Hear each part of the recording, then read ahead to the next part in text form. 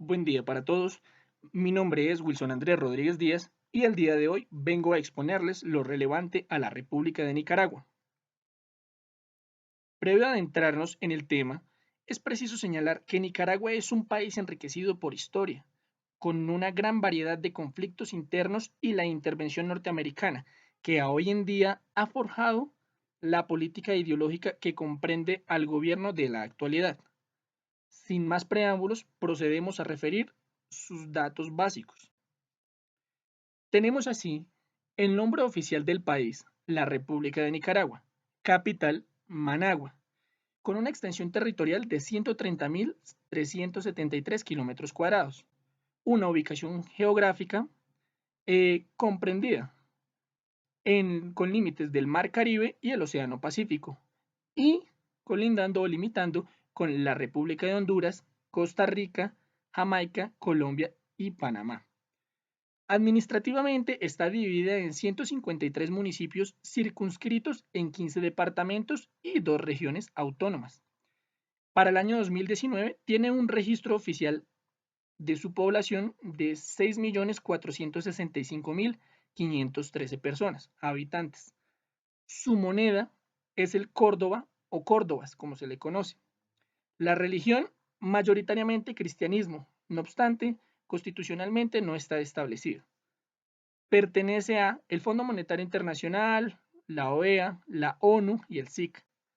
El idioma oficial es el español, esto según el artículo 11 de la Constitución Política. Ahora bien, procederemos a abordar sus antecedentes históricos. Lo primero que tenemos por decir nos remonta a su descubrimiento en el año de 1512 por Cristóbal Colón.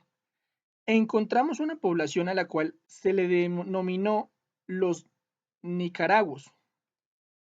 Con posterioridad y en un proceso de exploración por parte de Gil González Dávila, este territorio fue conquistado por Hernández de Córdoba y entre 1522 a 1524 con lo que fundó las ciudades de Granada, Leo y Segovia.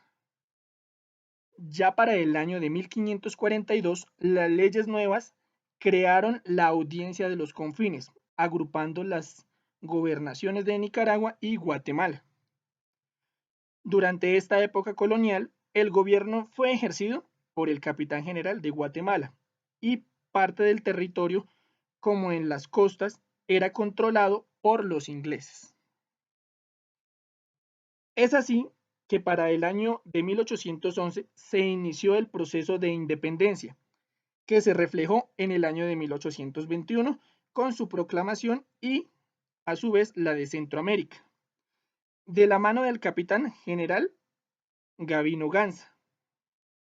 Así las cosas, para el año de 1822 y hacia 1823, Nicaragua se adhirió al Plan de Igualá. Con ello, se anexó al Imperio Mexicano de Iturbe y que finalizando constituyó el gobierno de las Provincias Unidas del Centro de América, misma que permitió importantes reformas como la abolición de la esclavitud, libertad de imprenta y la tolerancia religiosa. Para el año de 1825 se eligió el primer mandatario, Manuel Antonio de la Cerda. Es así que en 1838 Nicaragua se separó de la federación ya compuesta e inició un periodo turbulento caracterizado por constantes luchas entre liberales y conservadores, especialmente en las ciudades de León y Granada, culminando esto en 1852 con la decisión definitiva de establecer la capital en Managua. Todo esto también, debo decirlo, por numerosas intervenciones de los gobiernos de Estados Unidos y Gran Bretaña. Asimismo, en el año de 1847 y bajo el apoyo de Inglaterra, los indios mosquitos se rebelaron y constituyeron el Reino de Mosquitia como oposición a los Estados Unidos. Lo anterior dio como resultado el Tratado de Clayton-Bulwer en 1850, Este tratado tuvo como fin el dirimir la competencia entre estos dos gobiernos extranjeros, los cuales se comprometieron a no dominar de manera exclusiva el proyecto del canal interoceánico.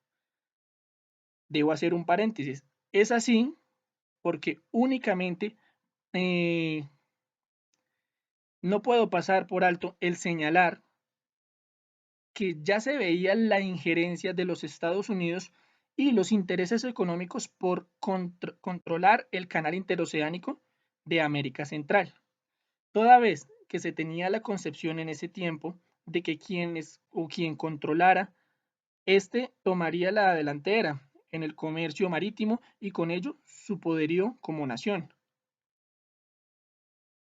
Ahora bien, desde el año de 1855 y hacia 1893 tenemos un periodo de variabilidad de gobiernos. Este mismo año, el aventurero y explorador norteamericano William Walker desembarcó con el apoyo de unos mercenarios y los estados esclavistas para, para pues, en Nicaragua tomar el control y conquistarla, proclamándose así como presidente y restablecer de nuevo la esclavitud. Sin embargo, 2 años después fue expulsado y se dio una etapa de apacigüedad bajo el mandato de los gobiernos conservadores. Ya para 1893, siendo el general José Santos Zelaya la figura política del momento y con respaldo liberal, instauró una dictadura de 16 años y puso fin al reino de Mosquitia. Importantes avances se dieron en este periodo, como la enseñanza religiosa, la confiscación de bienes de la iglesia, los avances también que se presentaron en electrificación, la navegación y el cultivo de café. Seguido, en 1909, tomaría el control Juan José Estrada, quien era apoyado por los banqueros de Estados Unidos y, al ser elegido presidente en 1910, suscribió un empréstito con la Casa de Nueva York, Brown Seligman, denominada así, dejando a Nicaragua en total dependencia de los Estados Unidos. En 1911, con el presidente conservador y de respaldo norteamericano Adolfo Díaz, se vivió una fuerte influencia norteamericana, que en 1914 desencadenó en el Tratado Bryan Chamorro, el primero siendo secretario de Estados Unidos y el segundo ministro plenipotenciario de Nicaragua. Dicho tratado dejaría a Nicaragua a merced de los Estados Unidos, por cuanto le otorgó los derechos sobre la construcción del canal interoceánico, en resumidas cuentas, por ruta más conveniente. Lo anterior por un término de 99 años, prorrogables si lo desease Estados Unidos por otros 99 años. Es de este modo que la historia en Nicaragua se ha visto permeada por la intervención y los intereses norteamericanos. Debo señalar que este tratado había sido tildado por juristas y de altas cortes norteamericanas como injusto y desproporcionado. De este modo, nos adentramos al periodo conocido como de dictaduras. En el año de 1926, Estados Unidos nuevamente ocupó Nicaragua. No obstante, tuvo resistencia en la guerra de guerrillas, que dirigió el general César Augusto Sandino, personaje que sería decisivo en las políticas ideológicas de Nicaragua. Sin embargo, fue asesinado por quien era de confianza y a quien había puesto al frente de su Guardia Nacional, Anastasio Somoza García, quien dio la orden a traición y por órdenes de la Embajada norteamericana en el año de 1934. Con ello, se instauraría en el poder para el año de 1937 y establecería una de las dictaduras más largas con el apoyo del Partido Liberal, reprimiendo la oposición y los sectores obreros y poniendo a sus familiares en los cargos de poder administrativo para así poseer las riquezas y destinar parte de ellas a las compañías norteamericanas. Ya en el año de 1956 fue asesinado, dejando al control a su hijo Luis Somoza, quien directa e indirectamente, junto a su familia, ejercería el poder hasta 1979, con el tercer miembro de esta dinastía, Anastasio Somoza, mismo que tuvo que huir del país cuando los guerrilleros sandinistas ocuparon el Palacio Nacional como resultado del asesinato del líder opositor Pedro Joaquín Chamorro en 1978. Con la caída del régimen somocista, ascendió al poder por unas pocas horas Francisco Urcullo. Sin embargo, tuvo que retirarse del poder con la instauración de la Junta de Gobierno de Reconstrucción Nacional.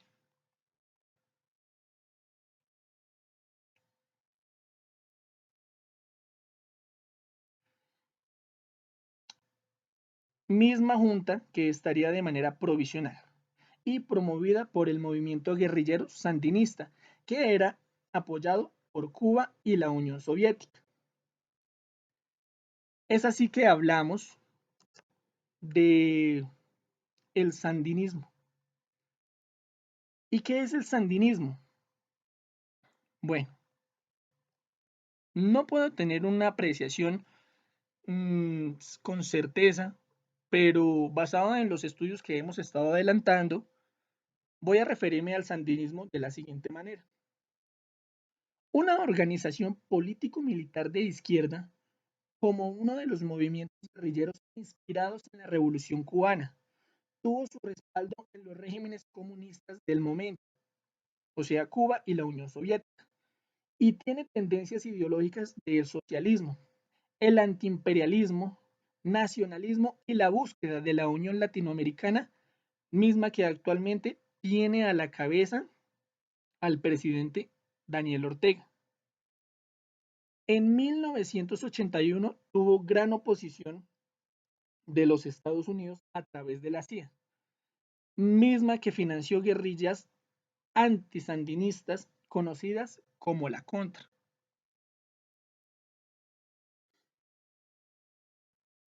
Previo a señalar qué fue la Contra, hablaremos sobre la 1.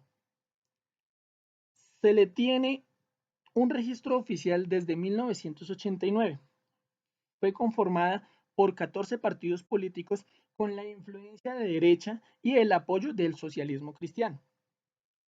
Dio un intervalo a la hegemonía sandinista cuando lograron establecer en la presidencia de 1990 a su líder opositora y conservadora Violeta Barrios, quien sería viuda del ya mencionado José Joaquín Chamorro.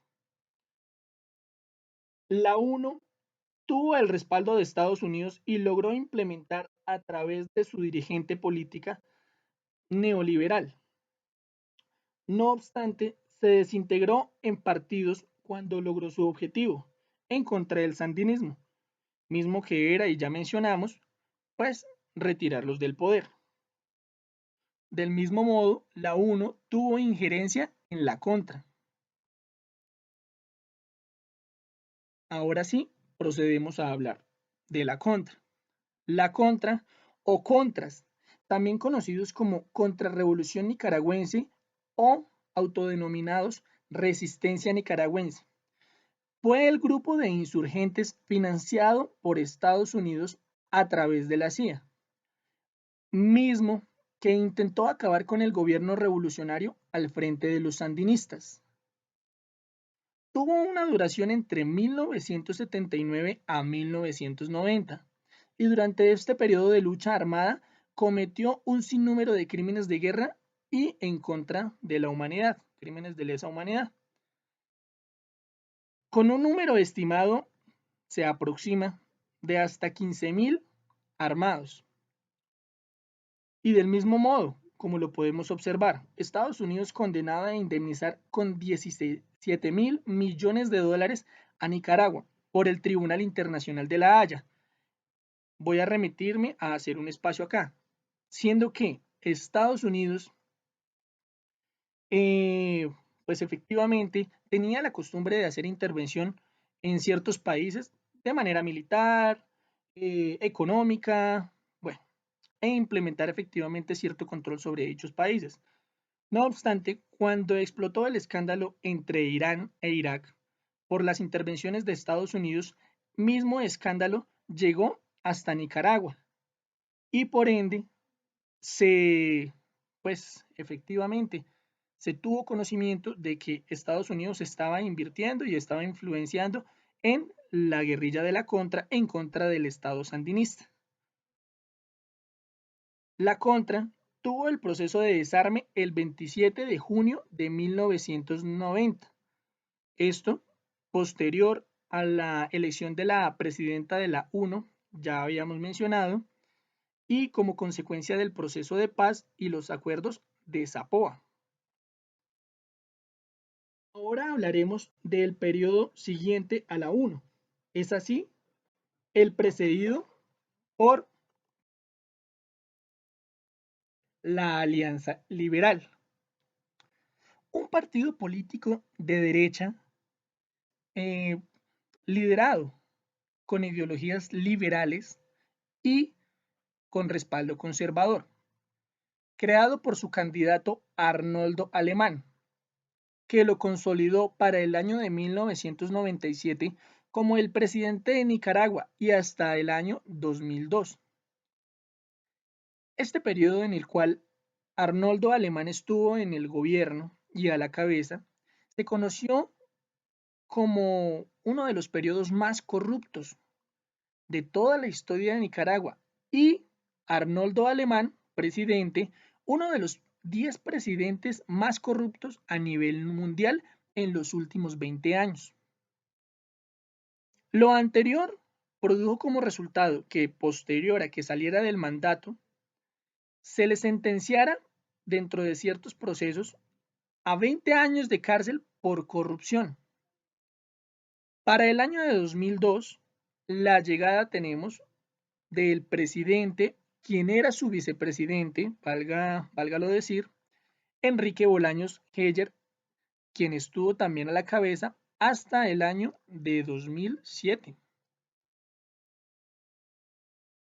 Sin embargo, la historia de Nicaragua, que ya ha tenido una gran variedad político-ideológica, nos ofrece ahora el regreso del sandinismo.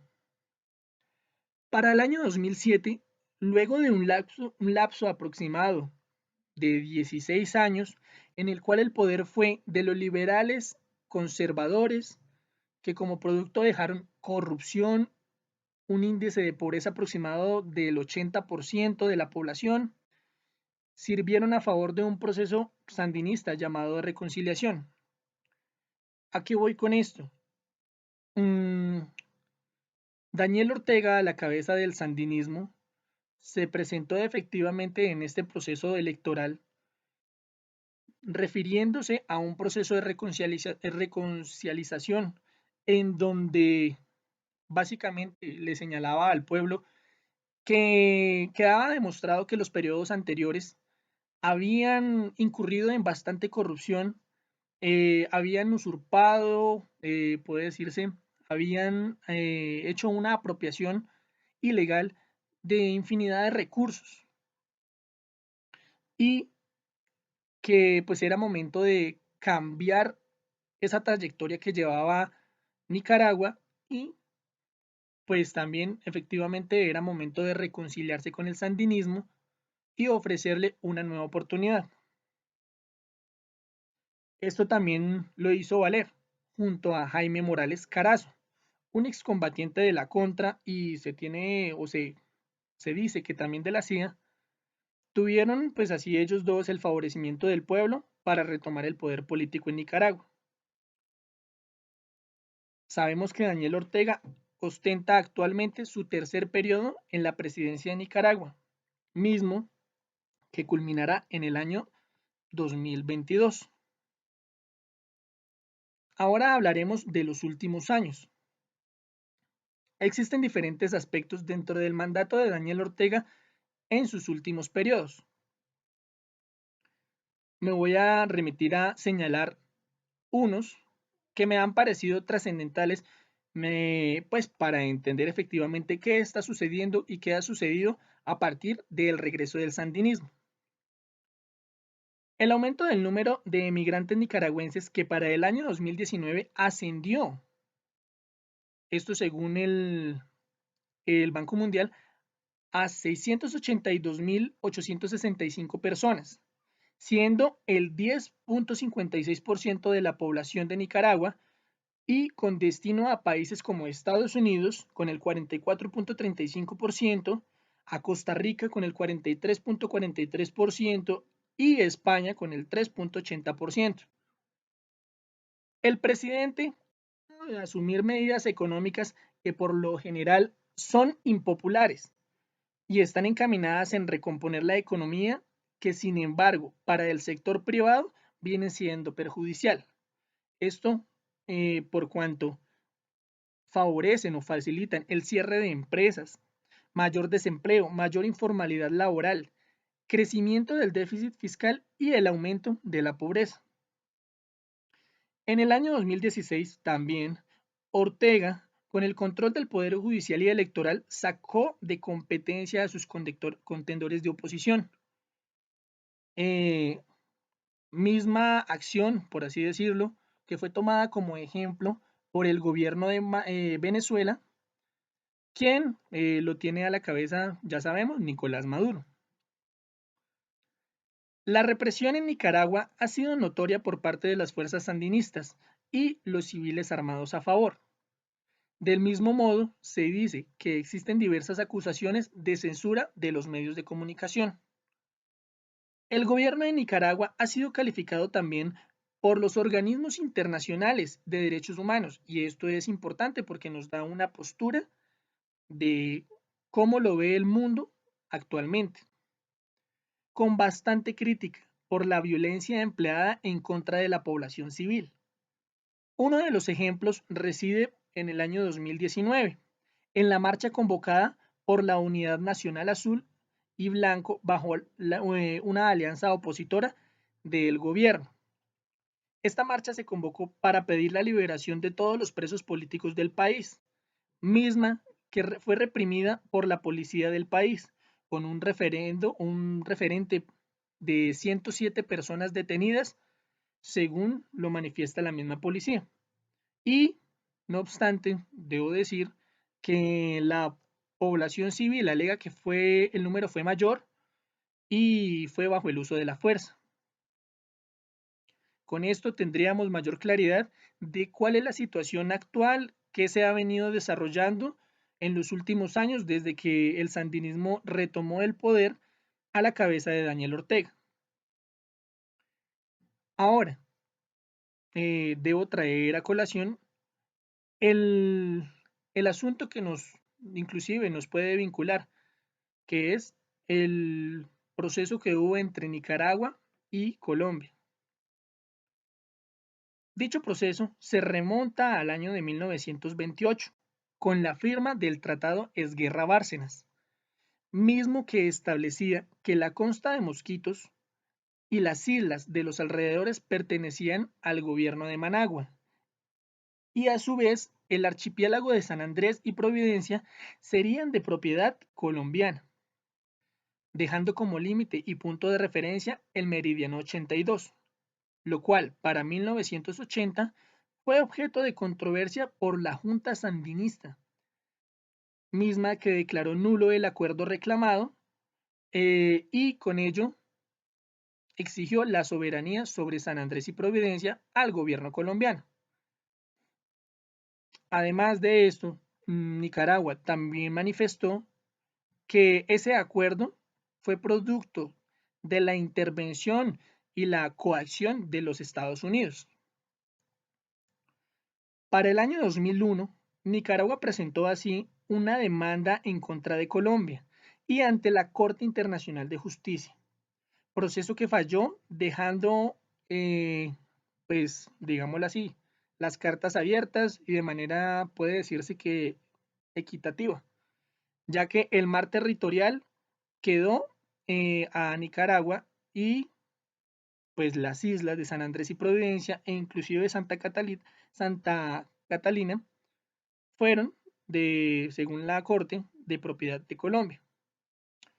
Esto también porque en dicho acuerdo, recordamos, como ya se mencionó, se tenía como referente el meridiano 82. Sin embargo, en este acuerdo no se estableció de manera escrita, sino se asumió o se presumió que ese era el punto de referencia. Finalmente, Colombia desacató dicho fallo emitido por la Corte, con base en aspectos constitucionales y del Pacto de Bogotá, alegando que para efectivamente poder hacer la entrega del mar territorial, pues tendría que hacer una modificación constitucional, que habían ciertas normas que eran de supremacía y por ende no se podían adherir a dicho fallo. Ahora tenemos el organigrama de poderes.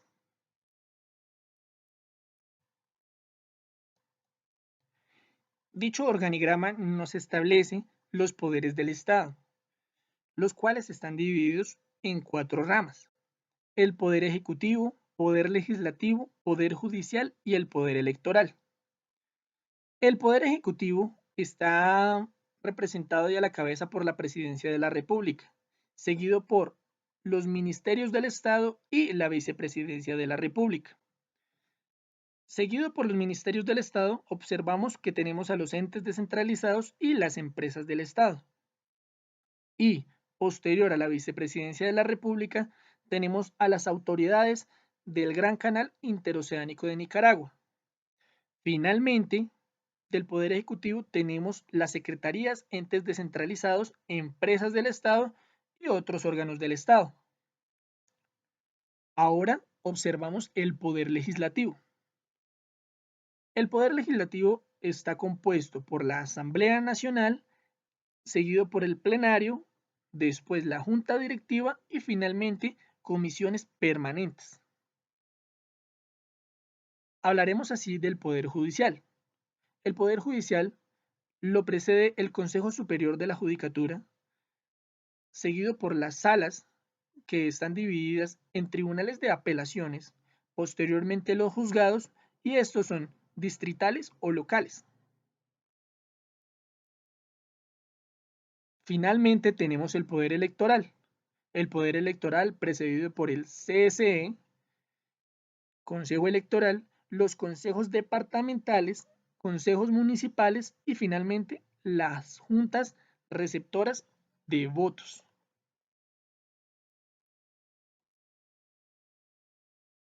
Hablaremos ahora del sistema electoral. El sistema electoral, y tenemos que señalarlo de esta manera, empieza por el periodo presidencial. Este periodo presidencial actualmente es de 5 años, con derecho a reelección indefinida por sufragio universal. Por ende, como hemos observado, el presidente Daniel Ortega ya lleva 3 periodos, los cuales, como se señaló, culminarían en el año 2022. De la mano con un periodo similar para la vicepresidencia, los diputados nacionales, departamentales y de las regiones autónomas de la costa Caribe. Estos por sufragio según la Ley 331 de carácter constitucional. Ahora tenemos la Asamblea Nacional. Esta es integrada por 92 diputados y entre ellos es el expresidente saliente como diputado directo y el vicepresidente de este como diputado suplente. 20 de ellos son de carácter nacional en el sufragio y otros 20 ante el Parlamento Centroamericano por circunscripción nacional. Seguido a esto tenemos también el periodo de los alcaldes. El periodo de los alcaldes era de 4 años. Sin embargo, con las últimas modificaciones a la ley, se estableció un periodo igual de 5 años. con derecho a reelección, pero no inmediata al periodo posterior o al periodo que acaban de finalizar. Asimismo, en cuanto al periodo, también es aplicable para los vicealcaldes y concejales por voto popular y los concejales por cociente electoral. La Constitución nos señala también que cuando estamos en periodo electoral, los candidatos en todas las elecciones del país los deben integrar el 50% hombres y el 50% mujeres. Tenemos también que el derecho al voto se da desde los 16 años. Y encontramos con ello, finalmente, un sistema electoral un poco apartado o diferente, inclusive a sistemas como el colombiano. Aquí no observamos como tal, por ejemplo, lo que son gobernaciones departamentales, sino estas mismas están precedidas por un grupo de concejales y por el contrario, sí encontramos a alcaldes y vicealcaldes.